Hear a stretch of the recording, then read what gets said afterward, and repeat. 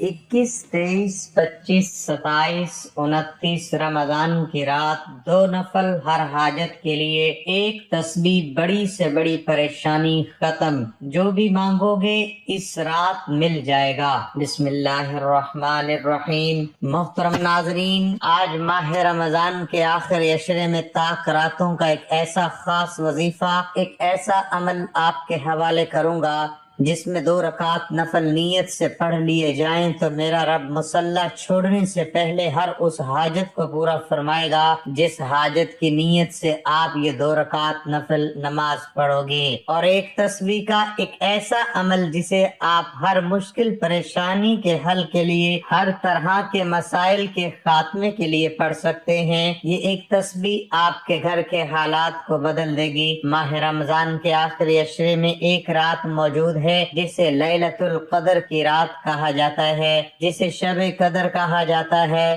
اس رات کو ہزاروں سالوں سے افضل رات کہا گیا ہے۔ اس رات کی فضیلت و برکت، عظمت اتنی زیادہ ہے کہ اس رات میں جو بندہ رب کے سامنے بھکاری اور فقیر بن کر بیٹھ جاتا ہے، میرا رب بادشاہ بنا کر اٹھاتا ہے۔ اس رات میں میرا رب اتنا نوازتا ہے کہ مانگنے والا تھک جاتا ہے، لیکن رب کے خزانوں میں کمی نہیں آتی۔ اگر آپ بھی رحمتوں برکتوں سے جھولیاں بھرنا چاہتے ہیں، خزانوں کے مالک بننا چاہتے ہیں، منہ سے نکلی ہر بات کو پورا کروانا چاہتے ہیں، ناممکن حاجات کو پورا کروانا چاہتے ہیں، تو ماہ رمضان کے آخری عشرے میں اس طاق راتوں میں لیلۃ القدر کی رات کو تلاش کیا جائے۔ ہو سکتا ہے 21ویں رات کو لیلۃ القدر ہو جائے، 23ویں رات کو ہو جائے، 25ویں رات، 27ویں، 29ویں رات کو لیلۃ القدر ہو جائے۔ خدارا کوشش کیجئے کہ ان طاق راتوں میں رب کا زیادہ سے زیادہ ذکر اذکار کیا جائے، رب کو راضی کیجئے۔ 2 رکعت نفل صلاۃ الحاجات کی اور ایک تسبیح ہر مشکل پریشانی سے حل کے لیے ماہ رمضان کے آخری عشرے کی ان طاق راتوں میں کر لیجئے۔ ہو سکتا ہے آپ کو لیلۃ القدر کی رات منظور ہو جائے۔ جو بندہ لیلۃ القدر کی رات کو پا لیتا ہے، میں یقین کامل سے کہتا ہوں، رات 2 رکعت نفل، ایک تسبیح پڑھ کر سوئے، صبح اٹھتے ہی رزق اور دولت کے خزانوں کا مالک ہوگا۔ رب کعبہ کی فوج، فرشتے رزق اور دولت دروازے پر چھوڑ جائیں۔ جس مقصد کے لیے آپ مارے پھر رہے ہیں، وہ مقصد غیبی خزانوں پورا ہو جائے گا۔ آپ کی آنے والی نسلیں آباد ہو جائیں گی۔ 20 رمضان کی رات 21 رات کہلائے گی، اسی طرح 22 رمضان کی رات 23 رات کہلائے گی، اسی طرح 24 رمضان کے دن کی جو رات ہے وہ 25 رات کہلائے گی، اسی طرح 26 روزے کی رات 27 کہلائے گی، اسی طرح 28ویں روزے کی رات 29 کہلائے گی۔ ان طاق راتوں کی قدر کیجئے۔ چھوٹا سا وظیفہ ہے، 2 رکعت نفل اور ایک تسبیح پڑھنے سے اگر پورے سال کا رزق اور دولت مل جائے، بیٹیوں کے رشتے ہو جائیں، من پسند شادی ہو جائے، من پسند نوکری مل جائے، گھر سے بے سکونی، بے برکتی کا خاتمہ ہو جائے، دنیا کی ہر حاجت غیبی خزانوں سے پوری ہو جائے، تو اس سے بڑھ کر وظیفہ کوئی نہیں۔ ماہ رمضان کی آخری راتوں میں یہ وظیفہ کسی صورت مت چھوڑیے، ورنہ پورا سال پچھتانا پڑے گا۔ یہ موقع سال میں ایک بار ملتا ہے، اور جو بندہ لیلۃ القدر کی رات کو پا لیتا ہے، وہ جھولی پھیلا کر جو مانگتا ہے اسے مل جاتا ہے۔ حضرت سیدنا مالک بن انس رضی اللہ تعالی عنہ بیان کرتے ہیں کہ رسول اللہ صلی اللہ تعالی علیہ وسلم کو ساری مخلوق کی عمریں دکھائی گئی۔ آپ صلی اللہ تعالی علیہ وآلہ وسلم نے اپنی امت کی عمر سب سے چھوٹی پائی تو غمگین ہوئے کہ میرے امتی اپنی کم عمری کی وجہ سے پہلے کی امتوں کے جتنے نیک اعمال نہیں کر سکیں گے جتنا اللہ پاک نے نبی کریم صلی اللہ تعالی علیہ وآلہ وسلم کو شب قدر عطا فرمائی، جو دیگر امتوں کے 1000 مہینوں سے بہتر ہے۔ رسول اللہ صلی اللہ تعالی علیہ وآلہ وسلم نے ارشاد فرمایا، جو شخص شب قدر میں ایمان و اخلاق کے ساتھ عبادت کرے تو اس کے پچھلے گناہ بخش دیے جائیں گے۔ رمضان میں روزوں کی برکت سے گناہ صغیرہ معاف ہو جاتے ہیں اور تراویح کی برکت سے گناہ کبیرہ ہلکے پڑ جاتے ہیں اور شب قدر کی عبادت کی برکت سے درجے بڑھ جاتے ہیں۔ علامہ عبد الرؤف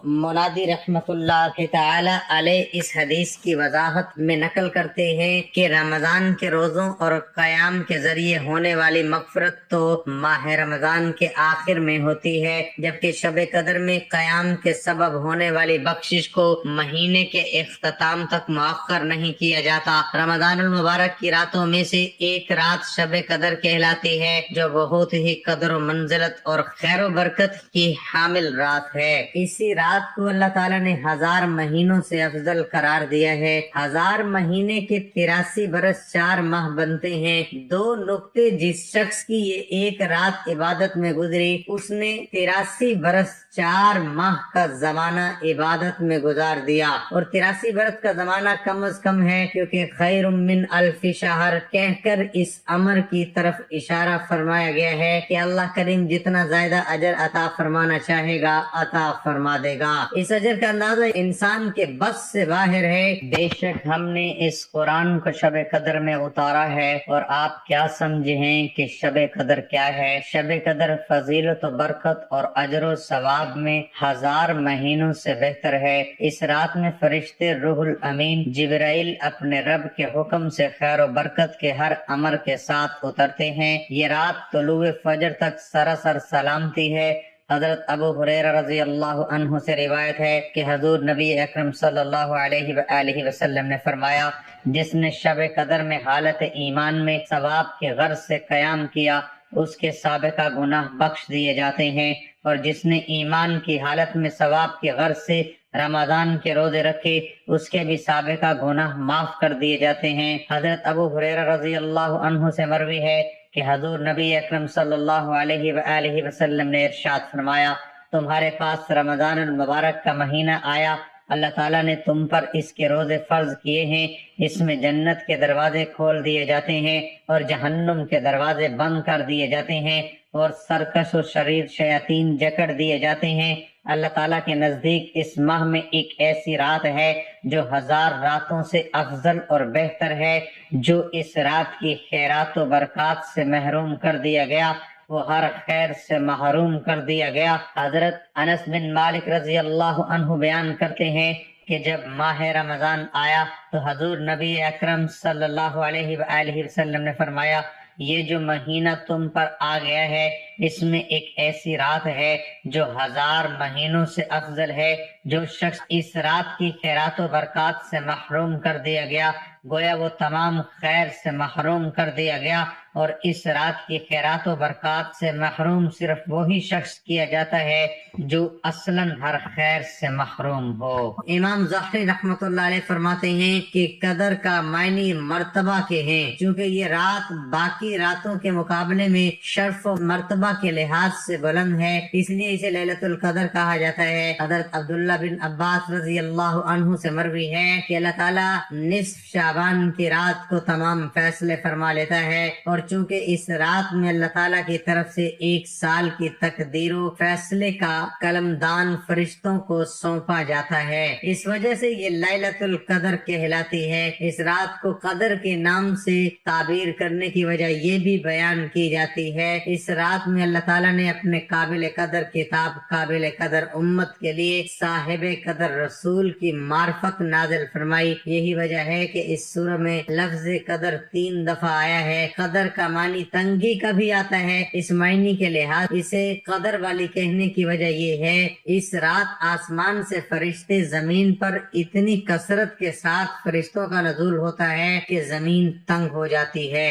امام ابو بکر الوراق قدر کہنے کی وجہ بیان کرتے ہوئے کہتے ہیں کہ یہ رات عبادت کرنے والے کو صاحب قدر بنا دیتی ہے، اگرچہ وہ پہلے اس لائق نہیں تھا۔ اس کے حصول کا سب سے اہم سبب نبی اکرم صلی اللہ علیہ وآلہ وسلم کی غمخواری ہے۔ موطا امام مالک میں ہے کہ جب رسول پاک صلی اللہ علیہ وآلہ وسلم کو سابقہ لوگوں کی عمروں پر آگاہ فرمایا گیا تو آپ صلی اللہ علیہ وآلہ وسلم نے ان کے مقابلے میں اپنی امت کے لوگوں کی عمر کو کم دیکھتے ہوئے یہ خیال فرمایا کہ میری امت کے لوگ اتنی کم عمر میں سابقہ امتوں کے برابر عمل کیسے کر سکیں گے، پس آپ صلی اللہ علیہ وآلہ وسلم کو لیلۃ القدر عطا فرما دے جو 1000 مہینے سے افضل ہے۔ اس کی تائید حضرت ابن عباس رضی اللہ عنہ سے منقول روایت سے بھی ہوتی ہے کہ آپ صلی اللہ علیہ وآلہ وسلم کی بارگاہ اقدس میں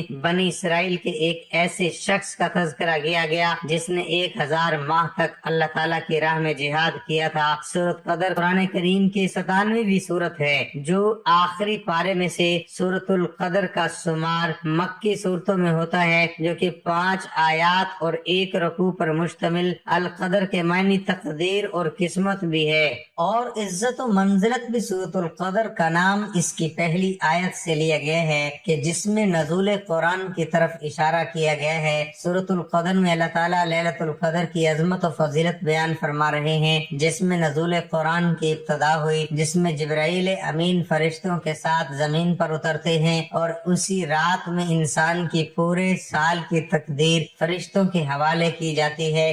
ساری رات فرشتوں کی آمد اور رحمتوں کے نزول کا سلسلہ جاری رہتا ہے اور سلامتی کی بشارتیں دی جاتی رہتی ہیں۔ مفسرین اکرام نے اس سورت کا شان نزول یہ بیان کیا ہے کہ ایک مرتبہ رسول کریم صلی اللہ علیہ وآلہ وسلم نے صحابہ کرام کے سامنے بنی اسرائیل کے ایک مجاہد کا حال ذکر کیا جس نے 1000 مہینے تک جہاد کیا۔ صحابہ کرام کو یہ سن کر تعجب ہوا اور انہیں اس پر رشک آیا۔ اس پر اللہ سبحانہ و تعالیٰ نے سورۃ القدر نازل فرمائی جو کہ اس امت کے لیے ایک عظیم نعمت ہے۔ اس امت کو جو خصوصی نعمت اور فضیلت ملی ہے وہ یہ ہے کہ جو بھی شخص شب قدر میں اللہ تعالیٰ کی عبادت کرے اس کو 1000 مہینوں سے زیادہ عبادت کرنے کا ثواب ملے گا۔ اس آیت کریمہ میں اللہ سبحانہ و تعالیٰ نے بیان فرمایا ہے کہ ہم نے قرآن مجید کو لیلۃ القدر میں نازل فرمایا۔ قدر کا معنی تقدیر اور قسمت بھی ہے، اور عزت و منزلت بھی۔ یہاں دونوں معنی مراد لیے جا سکتے ہیں۔ جو قدر و منزلت کے اعتبار سے بے مثل رات ہے یا اس رات میں اتارا ہے جو تقدیر ساز ہے۔ اس رات میں قرآن نازل کرنے کے 2 مطلب ہو سکتے ہیں۔ ایک مطلب یہ ہے کہ قرآن کے نزول کی ابتدا اس رات سے ہوئی، دوسرا مطلب یہ ہے کہ اس رات کو پورا قرآن مجید لوح محفوظ سے حاملین وحی فرشتوں کے سپرد کر دیا گیا، اور پھر اللہ تعالیٰ کے حکم کے مطابق رفتہ رفتہ حسب ضرورت تھوڑا تھوڑا کر کے 23 سالوں میں پورا قرآن نبی کریم صلی اللہ علیہ وآلہ وسلم پر اتارا گیا۔ اور تم کیا جانتے ہو کہ لیلۃ القدر کیا ہے؟ اس آیت میں استفہام کے ذریعے لیلۃ القدر کی اہمیت اور فضیلت کو واضح کیا گیا۔ اس سوال سے جواب مطلوب نہیں بلکہ اس سے اس کی عظمت کو بتانا ہے،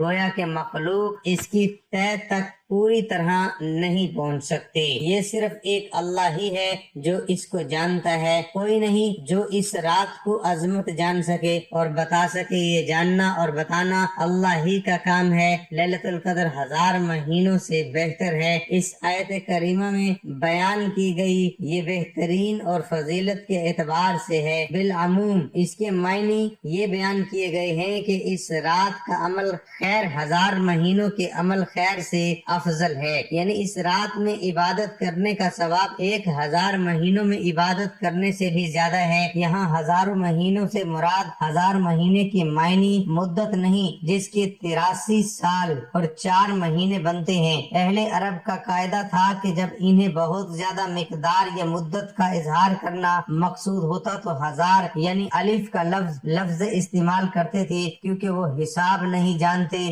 بلکہ اس سے مراد ایک طویل زمانہ ہے۔ یہ امت محمدیہ پر اللہ تعالیٰ کا کتنا احسان عظیم ہے کہ مختصر عمر میں زیادہ ثواب حاصل کرنے کے لیے کیسی سہولت عطا فرما دی۔ اترتے ہیں فرشتے اور لوگ اپنے ہر کام کے لیے۔ اس میں لفظ روح سے مراد جبرائیل امین ہے، جن کی قدر و منزلت کی وجہ سے ان کا علیحدہ ذکر کیا گیا، اور اتنی کثیر تعداد میں فرشتے نازل ہوتے ہیں جن سے ساری زمین بھر جاتی ہے اور حکم سے مراد انسانوں کی تقدیریں ہیں جو اس دن طے کی جاتی ہیں، یعنی ملائکہ اور جبرائیل علیہ الصلوۃ والسلام اللہ تعالیٰ کے حکم سے ہر آئندہ سال میں جو کچھ ہونے کا فیصلہ ہو چکا ہے وہ لے کر زمین پر اترتے ہیں۔ سراسر سلامتی یہ رات رہتی ہے طلوع فجر تک۔ سورت کی اس آخری آیت کریمہ میں اللہ تعالیٰ فرماتے ہیں کہ لیلۃ القدر کی یہ رات مغرب سے فجر تک سلام اور سلامتی ہی ہے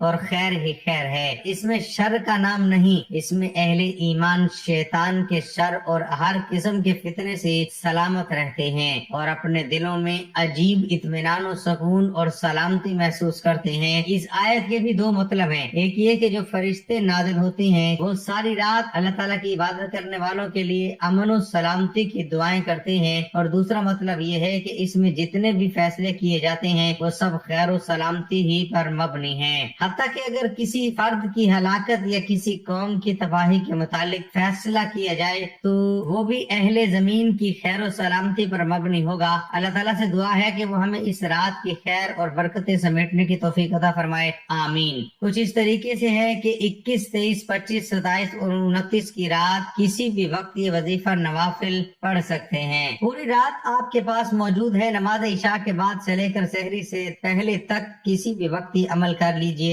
تہجد کے وقت پڑھ لیں، باوضو مصلی پر بیٹھ کر نبی کریم صلی اللہ علیہ وآلہ وسلم کی ذات مبارکہ پر درود پاک پڑھیے۔ درود پاک آپ کو ایسا بھی پڑھ سکتے ہیں، درود ابراہیمی پڑھ لیں، یہ صلی اللہ علیہ وآلہ وسلم پڑھ لیں۔ جو درود پاک آپ آسانی سے پڑھ سکتے ہیں وہی پڑھ لیں۔ ایک مرتبہ میرے ساتھ بھی درود پاک پڑھ لیں تاکہ ثواب ہو۔ اللہم صلی علی محمد وعلی آل محمد کما صلیت علی ابراہیم وعلی آل ابراہیم انک حمید مجید۔ اللہم بارک علی محمد وعلی آل محمد کما بارکت علی ابراہیم وعلی آل ابراہیم انک حمید مجید۔ درود پاک پڑھتے ہی اپنے مقصد کو ذہن میں رکھتے ہوئے 2 رکعت نفل صلاۃ الحاجت کی نیت سے کھڑے ہو جائیں۔ یہ نہ سوچنا کہ حاجت ناممکن ہے، پوری ہو ہی نہیں سکتی، یہ سوچنا ماہ رمضان کا آخری عشرہ ہے، لیلۃ القدر کی رات ہے، یہ رمضان کی آخری طاق راتیں ہیں،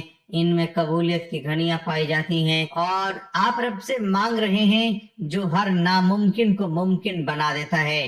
اپنی حاجت کو ذہن میں رکھتے ہوئے 2 رکعت نفل صلاۃ الحاجت کی نیت سے کھڑے ہو جائیں۔ پہلی رکعت میں سورۃ فاتحہ کے بعد 3 بار سورۃ اخلاص پڑھنی ہے، قل هو اللہ احد اللہ الصمد لم یلد ولم یولد ولم یکن له کفوا احد۔ اسی طرح دوسری رکعت میں قل هو اللہ احد اللہ الصمد لم یلد ولم یولد ولم یکن له کفوا احد۔ اسی طرح سے دوسری رکعت میں سورۃ فاتحہ کے بعد 3 بار سورۃ اخلاص پڑھنی ہے۔ سلام پھیرتے ہی ویسے بیٹھے آپ نے رب کی 3 صفات ناموں کی ایک تسبیح پڑھنی ہے۔ وظیفے کا طریقہ سن لیجئے۔ 2 رکعت نفل صلاۃ الحاجت بتائے گئے طریقے کے مطابق پڑھنے کے بعد سلام پھیرتے ہوئے وہیں بیٹھے بیٹھے آنکھوں کو بند کر لیجئے، محسوس کیجئے دنیا سے آپ کا تعلق ختم ہو چکا ہے، آپ رب کی بارگاہ میں بیٹھے ہیں۔ رمضان کا آخری عشرہ، رحمتیں برکتیں برس رہی ہیں، قبولیت کی گھڑیاں ہیں۔ آپ یا رحمانو یا وہابو یا رزاقو کا ذکر کر رہے ہیں۔ یا رحمانو یا وہابو یا رزاقو ملا کر پڑھا تو 1 بار ہو گیا، یا رحمانو یا وہابو یا رزاقو ملا کر پڑھا تو 2 بار ہو گیا۔ اسی طرح سے آپ کو 100 دانوں کی ایک تسبیح پر پڑھنا ہے۔ میں یقین کامل سے کہتا ہوں رب کعبہ آپ کی تمام بیماریوں کو، تمام پریشانیوں کو غیبی خزانوں سے ختم فرما دیں گے۔ آپ کے راستے کی تمام رکاوٹیں بندش دشمنوں کا خاتمہ ہو جائے گا، اور یا رزاقو سے میرا رب رزق اور دولت سے نوازے گا، اتنی نعمتوں سے نوازے گا، اتنی برکتوں سے نوازے گا، اتنی عظمتوں سے نوازے گا کہ صرف ایک تسبیح پڑھنے سے پورا سال نہ تو کسی وظیفے کی ضرورت پڑے گی، نہ کسی کے سامنے جھکنا پڑے گا، نہ کسی کے سامنے ہاتھ پھیلانا پڑے گا۔ خدا را ماہ رمضان کی آخری راتیں جنہیں طاق راتیں کہا جاتا ہے، جن میں سے ایک رات لیلۃ القدر کی رات ہے، آپ 2 رکعت نفل صلاۃ الحاجات اور یا رحمان یا وہابو یا رزاقو کی ایک تسبیح کو بتائے گئے طریقے کے مطابق پڑھیے۔ 21ویں، 23ویں، 25ویں، 27ویں اور 29ویں رات یہ وظیفہ لازمی کیجیے گا، آپ کی تمام حاجات پوری ہوں گی۔ ناظرین، گزارش ہے کہ اللہ تعالیٰ کے 99 ناموں میں سے کوئی ایک نام کمنٹ میں لکھ کر ضرور شیئر کرے، آمین ثم آمین۔